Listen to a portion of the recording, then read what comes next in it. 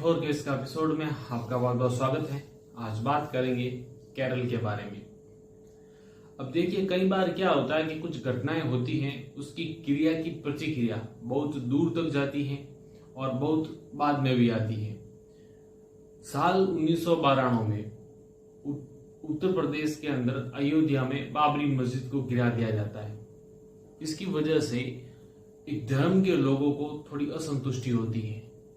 इस क्रिया की प्रतिक्रिया उसके 2 साल बाद डाउन साइड इंडिया दूर दक्षिण में भारत के केरल राज्य में होती है।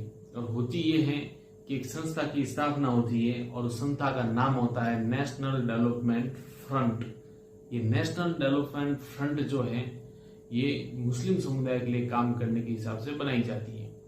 ये संस्था 2006 तक रहती है और साल 2006 में ये संस्था अपना नाम बदल कर देती है PFI यानी पॉपुलर फ्रंट ऑफ इंडिया। इसके साथ एक और संस्था होती है सत्य सारणी ट्रस्ट, ये भी इसी के साथ काम करती है। और PFI पे ये आरोप लगता है कि ये संस्था गैर मुस्लिम्स को मुस्लिम में कन्वर्ट करवाने का काम करती है। मई 2006 में CPIM से मुख्यमंत्री होते हैं, नाम होता है VS अच्युतानंदन। इनको एक खुफिया विभाग के थ्रू ये सूचना मिलती है कि ISI व तालिबान के साथ PFI के लिंक हैं। PFI नौजवानों को हिजरा के तहत ISI और तालिबान के पास भेज रही है। अक्टूबर 2009 में केरल के बिशप चर्च ने एक रिपोर्ट पेश की थी, जिसके अंतर्गत ये बताया गया था कि अब तक 4500 लड़कियों को इस्लाम में कन्वर्ट करवा दिया गया है। सबसे पहले केस आता है शहनशाह और केरल सरकार के बीच। अब देखिए, ये केस सबसे ज्यादा महत्वपूर्ण होता है क्योंकि ये केस आने के बाद ही इस देश में लव जिहाद और रोमियो जिहाद जैसी टर्म्स आम लोगों की जुबान पर आ जाती है। और एक केस ये होता है कि 29 सितंबर 2009 को केरल सरकार के सामने केस आता है और उस केस में शहनशाह जिसकी उम्र 23 वर्ष होती है और सिराजुद्दीन जिसकी उम्र 27 वर्ष होती है। शहनशाह MBA का विद्यार्थी था। उसी की कॉलेज में उसकी जूनियर एक हिंदू लड़की होती है जो कि MBA कर रही होती है। अब ये कोर्ट में केस चल रहा होता है तो इनको हिंदू लड़की और ईसाई लड़की के नाम से ही प्रोनाउंसिएट किया जाता है। जो हिंदू लड़की शहनशाह की जूनियर थी उसको शहनशाह से प्रेम हो जाता है। अब देखिए, प्रेम होना कोई अपराध नहीं है, लेकिन मजे की बात यह है कि इनके प्रेम में PFI की महिला वर्कर थी जिसका अहम रोल था शहनशाह और उस हिंदू लड़की के मिलवाना और उनके बीच में प्रेम पैदा करवाना। शहनशाह उस हिंदू लड़की को अक्सर अपने घर अपनी माँ के पास ले जाया करता था और उसकी माँ उस हिंदू लड़की को अक्सर ये बताया करती थी कि इस्लाम धर्म कितना अच्छा है। और ये भी माना जाता है कि उसका ब्रेन वॉश करने के लिए यहाँ तक समझाया जाता है कि उसके धर्म की क्या कमियां हैं। और आरोप यहाँ तक लगते हैं कि शहनशाह की मां ने उस हिंदू लड़की को मुस्लिम पद्धति से पूजा पाठ करना और सारी रिवाज उनको बताया हुआ था। इसी तरीके से शहनशाह का एक और साथी था, इसने भी लव जिहाद के तहत एक ईसाई लड़की को अपने प्रेम जाल में फंसा रखा था। ये दोनों लड़के इन दोनों लड़कियों को, एक हिंदू लड़की और एक इस्लाम लड़की, इन दोनों लड़कियों को एक दिन केरल के एर्नाकुलम ले जाते हैं और वहां जाने के बाद ये मल्लापुरम में एक घर में तकरीबन 2 सप्ताह तक वहां रहते हैं। हालांकि आरोप लगाया जाता है कि इस दौरान PFI के लोगों ने लगातार उन लड़कियों के वो संपर्क में रहे और उन लड़कियों का ब्रेन वॉश करने की पूरी कोशिश की। और फिर एक दिन इन दोनों लड़कों ने दोनों लड़कियों को बोल दिया कि आप अपने अपने घर फोन करके बोल लीजिए कि हमने इस्लाम कबूल कर लिया है। के अगेंस्ट में लड़कियों की घर वालों ने कोर्ट में जाकर के केस कर लिया और जब कोर्ट के आदेश पर इन लड़कियों को जो पेश किया गया तब ईसाई लड़की ने सिराजुद्दीन पर अननेचुरल सेक्स करने का आरोप लगा दिया। नतीजा ये हुआ कि सिराजुद्दीन पर धारा 377 के तहत एक मुकदमा दर्ज हो गया और उसके बाद लव जिहाद, रोमियो जिहाद और PFI पूरे देश में सुर्खियों में आ गया।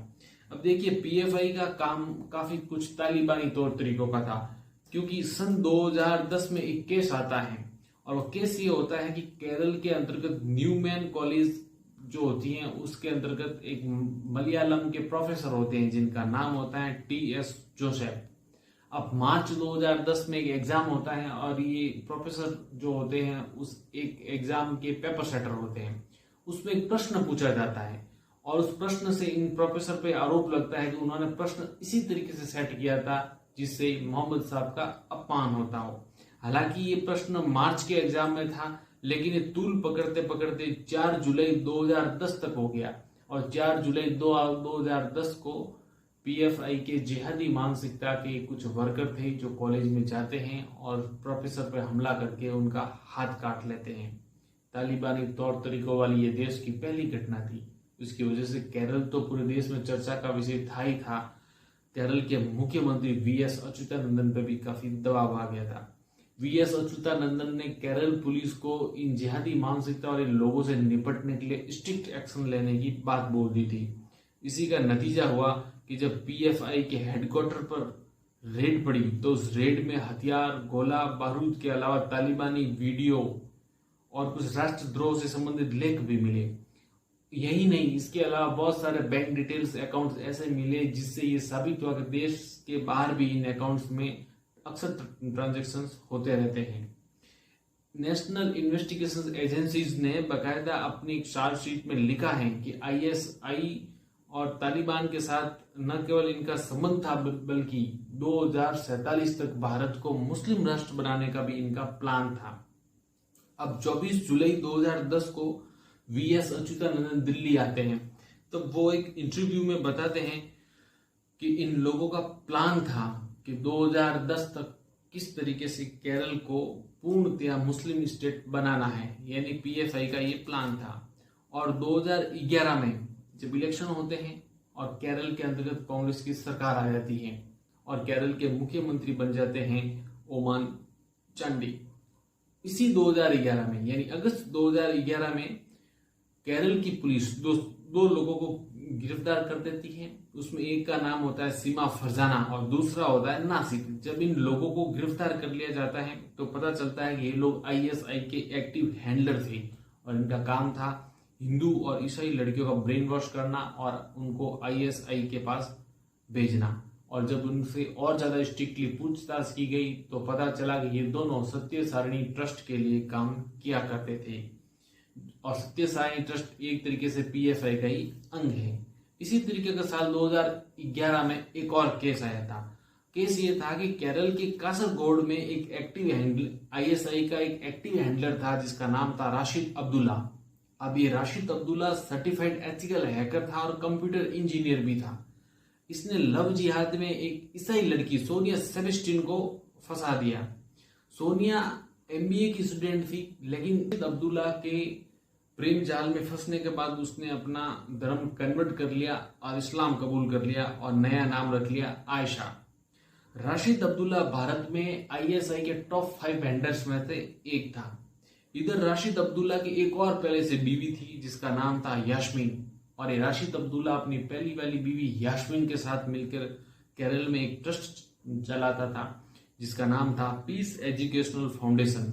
अब ये पीस एजुकेशनल फाउंडेशन के तहत केरल में स्कूल्स खोलता था। उसमें पढ़ने वाली लड़कियों को ये लोग ब्रेन वॉश किया करते थे और उनको हिजरा के तहत बाहर भेजने के लिए तैयार करते थे। अब दरअसल हिजरा क्या था कि ये नौजवानों को भड़काते थे और इस्लाम कबूल करवाने के बाद उनको मोटिवेट करते थे कि ये लोग आईएसआई ज्वाइन करने के लिए, तालिबान ज्वाइन करने के लिए देश से बाहर अफगानिस्तान चले जाए। ये लोग उनको ये बताते थे कि हिंदुस्तान काफिरों का मुल्क है और यहाँ वो इस्लामिक तौर तरीकों से जीवन नहीं जी सकते, इसलिए उनको इस्लामिक तौर तरीकों से जीवन जीने के लिए यमन, अफगान और सीरिया आदि जगहों पर भेज रहे हैं। और ये लोग इस कदर उनका ब्रेन वॉश करते थे कि नौजवान हिजरा के तहत बाहर जाने के लिए तैयार भी हो जाते हैं। तरीके का एक और केस है। निमिषा नाम की एक हिंदू लड़की होती है जो केरल के कासरगढ़ में सेंचुरी कॉलेज से डेंटिस्ट की पढ़ाई कर रही होती है और ये भी राशिद अब्दुल्ला के लव जिहाद की शिकार हो जाती है और धर्म परिवर्तन करने के बाद इस्लाम धर्म कबूल करती है और अपना नाम रख लेती है फातिमा।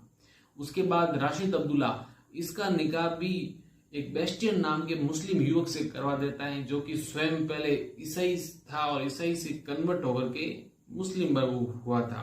इसी तरह की एक और लड़की होती है, इसका नाम होता मेहरीन, जो कि अपना कन्वर्जेशन के बाद नया नाम रख लेती है मरियम। अब साल 2012 में केरल के सीएम ओवान चांडी एक रिपोर्ट पेश करते हैं। उस रिपोर्ट में ये बताया जाता है कि 2006 से 2012 तक किस तरीके से 7,713 लोगों ने है जो इस्लाम कबूल कर लिया है। और यही नहीं, 2009 से 2012 के बीच में 2,667 महिला जो कन्वर्ट हुई थी, उनमें 76% नौजवान थी, यानी 35 साल के आसपास की उम्र की जो महिलाएं थी वो कन्वर्ट हुई थी। और इनमें भी 2,195 हिंदू लड़कियां थी और 492 ईसाई लड़कियां थी। में यह भी बताया गया कि साल 2005 से लगातार कन्वर्जन करवाया जा रहा है। और इतना ही नहीं, कन्वर्जन के बाद ये लड़कियां अपने घर वालों को कहीं नहीं मिली। इससे ये शंका भी जाहिर होती है कि शायद इनको भी हिजरा के तहत ISI व तालिबान ज्वाइन करने के लिए बाहर भेज दिया गया है। साल 2016 की बात करते हैं। साल 2016 PFI के लिए बहुत ही अच्छा साल था, क्योंकि इस साल PFI काफी एक्टिव हो चुका था और कन्वर्जन भी काफी तीव्र गति से हो रहा था। नेशनल इन्वेस्टिगेशन एजेंसी की चार्जशीट में ये चीज मेंशन है कि 2016 में 64 भारतीय हैं वो अफगानिस्तान गए थे ISI ज्वाइन करने के लिए। इनके अंतर्गत 26 पुरुष और 13 महिलाएं और कुछ बच्चे भी थे। इसी तरीके का एक केस आता है साल 2016 में। केस ये होता है कि इंडियन आर्मी में पदस्थ एक महिला अधिकारी होती है जिनका नाम होता है विजयन। ये कोर्ट में अपील करती है कि उनकी बेटी अपर्णा को जबरन इस्लाम कबूल करवा लिया गया है। और जब पुलिस पर प्रेशर पड़ता है और पुलिस जब अपर्णा को ढूंढती है तो अपर्णा मलापुरम में सत्य साई ट्रस्ट में पुलिस को मिलती है। और जब पुलिस अपर्णा को कोर्ट में पेश करती है तब अपर्णा कोर्ट में अकेले नहीं आती, उसके साथ PFI की एक महिला वर्कर भी आती है जिसका नाम होता है सुमैया। आप इस बात से समझ लीजिए कि अपर्णा का किस कदर ब्रेन वॉश हुआ था कि जब वो कोर्ट में पेश हुई तो उसने माननीय न्यायालय से कहा था कि मैंने इस्लाम अपनी मर्जी से कबूला है और मैं मेरी माँ के साथ वापस नहीं जाना चाहती। उसके बाद अपर्णा का निकाह मलापुरम में एक ऑटो ड्राइवर के साथ करवा दिया जाता है, उसका नाम होता है आशिक।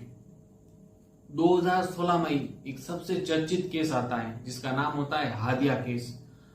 इसमें 2 हिंदू लड़कियां होती हैं, एक लड़की का नाम होता है अधीरा, दूसरी का नाम होता है अकीरा। अब ये दोनों PFI की महिला विंग की एक वर्कर होती है, इसका नाम होता है शहनाबा। ये इनके संपर्क में आ जाती है और उनके संपर्क में आने के बाद ये लोग भी कन्वर्ट होकर इस्लाम कबूल कर देती हैं। उसके बाद अधीरा अपना नया नाम रख लेती है हादिया और निकाह कर लेती है शकील जहां के साथ। अब हादिया के पिता जो होते हैं वो इंडियन आर्मी के रिटायर्ड अफसर होते हैं और वो इन सब के खिलाफ कोर्ट चले जाते हैं। जब वो इन सब के खिलाफ कोर्ट चले जाते हैं तो अब तक जो PFI पीछे से इन लोगों के साथ थी वो खुल के फ्रंट में आ जाती हैं और हादिया केस में हादिया की तरफ से PFI पूर्ण रूप से सक्रिय हो जाती है। आप इस बात से अंदाजा लगा दीजिए कि हादिया केस जीतने के लिए PFI ने तकरीबन 1 करोड़ रुपया खर्च कर लिया था सुप्रीम कोर्ट तक। नतीजतन हादिया ये केस जीत जाती है। उसके बाद मल्लापुरम में ही सत्य साई ट्रस्ट पर जब NIA का रेड होता है तब NIA को इस बात के भी सबूत मिलते हैं कि इन लोगों ने अब तक 70 लड़कियों का इस्लाम में कन्वर्जेशन करवा दिया है। यही नहीं, नेशनल इन्वेस्टिगेशन एजेंसी कोर्ट में इस बात के भी सबूत पेश करती है कि हादिया मैरिज केस के अंतर्गत PFI और सत्य साई ट्रस्ट का बहुत ही ज्यादा रोल था। 2016 में टाइम्स ऑफ इंडिया में एक रिपोर्ट छपती है जिसके अंतर्गत ये बताया जाता है कि अब तक 6000 से ज्यादा लोग जो हैं उन्होंने इस्लाम कबूल कर लिया है, जिसके अंतर्गत कोझिकोड और मलापुरम जो जगह है वहां के धार्मिक संगठनों का इन सब काम में बहुत ही जबरदस्त सहयोग रहा है। 5,793 लोग जिन्होंने 2011 से 2015 तक इस्लाम कबूल किया, उसमें भी 76% नौजवान महिलाएं ही थी। 2016 में 60 लोगों का ग्रुप ISI ज्वाइन करने के लिए अपने 5 मास्टरमाइंड्स के साथ अफगानिस्तान पहुंचता है। अब ये मास्टरमाइंड्स हिंदुस्तान में Q&A इस्लाम के नाम से एक व्हाट्सएप ग्रुप चलाते हैं, और उस व्हाट्सएप ग्रुप के अंतर्गत जो लोग उनको लगते हैं कि लोग कन्वर्ट हो सकते हैं, उनको ये लोग उस व्हाट्सएप ग्रुप से अपने टेलीग्राम चैनल पर शिफ्ट कर देते थे। और ये टेलीग्राम जो है दुबई स्थित नंबर से चला करता था। इतना ही नहीं, इन लोगों ने एक दाविक नाम की मैगजीन भी बाकायदा बनवा रखी थी, और उस मैगजीन के अंदर बाकायदा बताया हुआ था कि लोगों को किस तरीके से ISI ज्वाइन करवाना है। इसके अलावा इन्होंने एक ट्विटर अकाउंट खोल रखा था, और उस ट्विटर अकाउंट का नाम था अबू खालिद अल हिंदी। इसमें भी ये लोग लोगों को कन्विंस किया करते थे कि किस तरीके से ISI ज्वाइन करना है। और जो 60 लोगों का ग्रुप अफगानिस्तान गया था, उसमें 26 पुरुष, 13 महिलाएं और 21 बच्चे थे। और ये ग्रुप जो है टोटली 2 पार्ट में अफगानिस्तान पहुंचा था। पहला जत्था जो है वो 2016 में गया था, और ये लोग जाने के बाद अफगानिस्तान के अंतर्गत खुरासान और ननगरहार में कुछ समय तक वहां रहे थे। इधर अब्दुल के घर वालों ने 2016 में केरल के कासरगोड में चंदेरा पुलिस थाने में एक रिपोर्ट दी, और रिपोर्ट ये थी कि अब्दुल व उसके दोस्त की पत्नी सोनिया करीब 1.5 महीने से लापता है। अगले 2 दिन में इसी थाने में इसी तरीके के लगभग 14 ऐसे मुकदमे आए। और जब पुलिस ने इन्वेस्टिगेशन की तो पुलिस के सामने एक चौंकाने वाला तथ्य ये आया कि ये सभी लोग ISI ज्वाइन करने के लिए अफगानिस्तान गए हुए हैं। इधर अब्दुल्ला की पत्नी यास्मीन, जब पुलिस उसको तलाशती है तो पुलिस को यास्मीन के बारे में जानकारी मिलती है, और जब पुलिस यास्मीन की लोकेशन को ट्रेस करती है तो यास्मीन की लोकेशन दिल्ली की जामिया नगर की तरफ मिलती है। जब यास्मीन देश छोड़ के जाने ही वाली होती है, तब 1 अगस्त 2016 को दिल्ली पुलिस यास्मीन को गिरफ्तार कर लेती है। बाद में यास्मीन को कोर्ट से 7 साल की सजा होती है। जुर्म होता है 17 लोगों को कन्वर्ट करके ISI ज्वाइन करवाना। इधर जो लोग अफगानिस्तान गए हुए थे उनके ऊपर नवंबर 2019 में अफगान फोर्स हमला कर देती है, और उस हमला में राशिद अब्दुल्ला जो कि मास्टरमाइंड था और उसके कुछ साथी मार लिए जाते हैं। और जो लड़कियां उनके साथ इस्लामिक तरीके से जीने के लिए हिजरा करके जो अफगानिस्तान गई हुई थी, वो सारी की सारी लड़कियां अफगान फोर्स के सामने सरेंडर कर देती हैं। ये सब सरेंडर करने के बाद जब इंडियन एजेंसीज अफगानिस्तान जाती हैं उन लड़कियों से बातचीत करने के लिए, तब वो उन लड़कियों से मिलते हैं, जिनमें सोनिया उर्फ आयशा, निमिषा उर्फ फातिमा भी होती हैं। और जब ये एजेंसी सोनिया से बात करती हैं तब सोनिया बताती भी हैं कि मैंने सोचा नहीं था यहाँ इतना बुरा होगा, हम यहाँ इस्लामिक जीवन जीने आए थे, लेकिन हमें जैसा बताया गया था ऐसा यहाँ कुछ भी नहीं है। मैं वापस इंडिया अपने पति के माता पिता के साथ रहना चाहती हूँ। निमिषा जो थी वो फातिमा बन चुकी थी, और उसके चेहरे पर किसी भी प्रकार का कोई पछतावा ग्लानि नहीं थी। निमिषा को जब हिंदुस्तान आने की बात बोली गई तो निमिषा ने एजेंसी के सामने एक शर्त रख दी, और शर्त यह थी कि एजेंसी उसे इस बात का लिए आश्वस्त करे कि जब वो अफगानिस्तान से हिंदुस्तान जाए तो हिंदुस्तान में उसे वहां जेल में नहीं रखा जाएगा। हालांकि कालांतर में भारत सरकार ने इन लोगों को वापस हिंदुस्तान नहीं लाया, और आज भी ये अफगानिस्तान की जेल के अंतर्गत बंद है। नवंबर 2020 में US डिपार्टमेंट ने एक रिपोर्ट पेश की। रिपोर्ट का नाम था कंट्री टेररिज्म। इस रिपोर्ट के अंतर्गत ये बताया गया था कि 66 ऐसे भारतीय हैं जो अभी भी एक्टिव रूप से ISI के लिए काम कर रहे हैं। इसके अलावा साल 2020-21 के अंतर्गत सायरो मालाबार चर्च के बिशप ने भी NIA को एक रिपोर्ट पेश की गई थी। इस रिपोर्ट में ये बताया गया था कि अब तक 21 ईसाई लड़कियों का कन्वर्जन हो चुका है, और कन्वर्जन के बाद वो लड़कियां अपने घर वालों को अब तक कहीं नहीं मिली हैं। इसलिए अंदाजा लगाया जा सकता है कि हो सकता है उनको भी हिजरा के तहत बाहर भेज दिया गया हो। जनवरी 2022 में नेशनल इन्वेस्टिगेशन एजेंसीज ने भी एक रिपोर्ट पेश की थी, और वो रिपोर्ट ये थी कि ISI के स्लीपर सेल्स एक्टिव रूप से सबसे ज्यादा केरल में हैं, और इनमें से भी 8 आतंकियों को नेशनल इन्वेस्टिगेशन एजेंसीज ने पकड़ा भी है। यही नहीं, इस रिपोर्ट में एक चौंकाने वाली बात यह भी बताई गई है कि UK के अंदर एक ग्रूमिंग गैंग है। ये ग्रूमिंग गैंग जो है ये कुछ पाकिस्तानी लोग जो होते हैं जिनका संबंध आईएसआई और तालिबान के साथ होता है, ये लोग वहाँ लड़कियों को नशे के जाल में फंसाते हैं, उसके बाद उनका बलात्कार करते हैं और बलात्कार करने के बाद भी उनको भी ये लोग कन्वर्ट करवा लेते हैं। तो केरल की कहानी में इतना ही है। आपको कहानी कैसी लगी आप जरूर कमेंट सेक्शन में बताइएगा। उसके अलावा आप जाने से पहले चैनल को सब्सक्राइब करना ना भूलें, क्योंकि इसी तरह की कहानी हम आपके सामने लेके आते रहते हैं। और इन्हीं कहानियों को यदि आप डिटेल में पढ़ने का शौक रखते हैं तो आप हमारी वेबसाइट कहानी24.com पर भी लॉगिन जरूर कीजिएगा। इस तरह की कहानियाँ आपको डिटेल में पढ़ने के लिए वहाँ मिल जाएगी। मिलते हैं किसी नई कहानी में, तब तक के लिए नमस्कार।